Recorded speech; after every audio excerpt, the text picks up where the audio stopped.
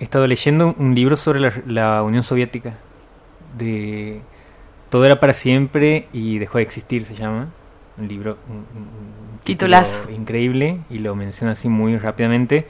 Es una investigación a través de cartas, testimonios, audios, videos, todo lo que ha dejado la última generación de la Unión Soviética. Así se tiene que llamar el podcast.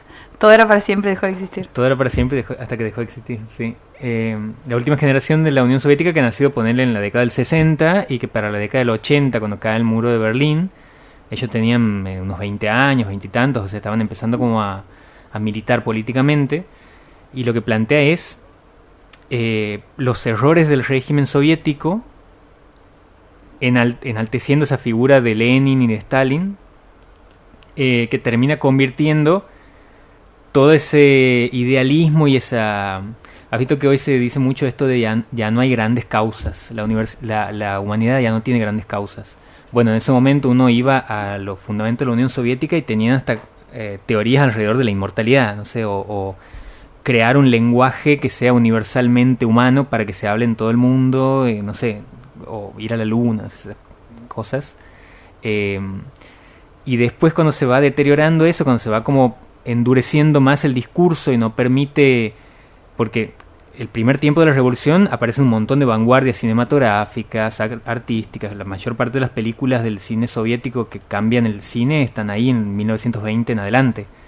Y ya para esa época ya el régimen es como que estaba más endurecido, más autoritario. Incluso cuenta el libro que se ha encargado de hablar con artistas que estaban autorizados, eran muy pocos los artistas que estaban autorizados a pintar el rostro de Lenin.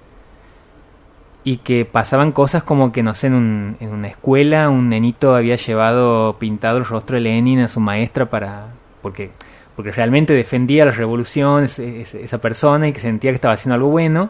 Y cuando le llevaba a la maestra no lo ha querido mostrar porque dicen, no, te van a detener. Mira, está mal dibujado Lenin no se dibuja así. Lenin solamente se podía dibujar con su máscara mortuoria. Entonces estaban muy pocos los artistas, eran muy pocos los artistas que tenían esa capacidad, y si aparecía un cuadro que estaba mal dibujado lo escondían. Bueno, ese tipo de cosas. Y lo que muestra el libro es cómo entre esos discursos tan estrictos, tan duros, la gente iba a los eventos del partido, la gente saludaba a Lenin, la gente hacía todo como debía ser, pero por debajo, en esa manera de aparentar, de mostrarse, por debajo se iba tejiendo como otro lenguaje, muy por debajo, que él lo plantea en términos de que ha sido algo fundamental para que cuando cae el muro de Berlín, cae la Unión Soviética, es como que nadie se sorprenda. Porque la pregunta inicial es, ¿por qué cuando cae la Unión Soviética nadie en la Unión Soviética se sorprende?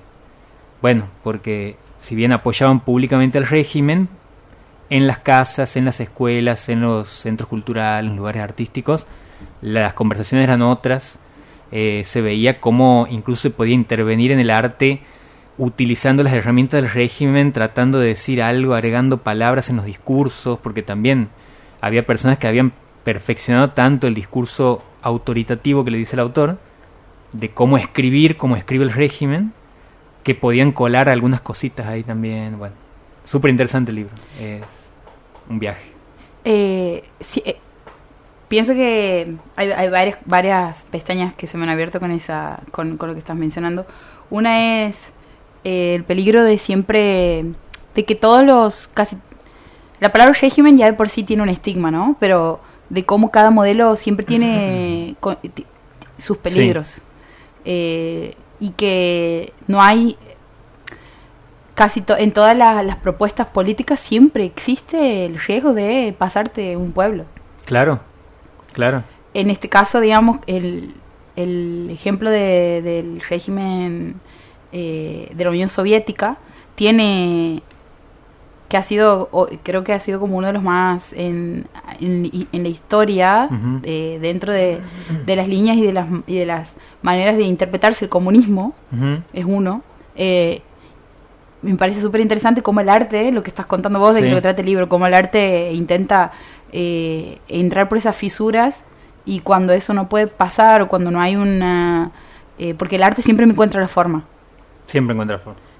Pero cuando tiene esos obstáculos, lo que va surgiendo a partir de eso, digamos, es muy interesante ver. Incluso en historia siempre cuando pensamos en cómo contar un momento en el pasado, recurrimos a lo que se hacía en, no sé, lo que está escrito, lo que solo atañe a las cuestiones políticas, pero si miramos la historia del arte, hay muchas más verdades o hay otra cosa ahí que por ahí se escapa al discurso más oficial.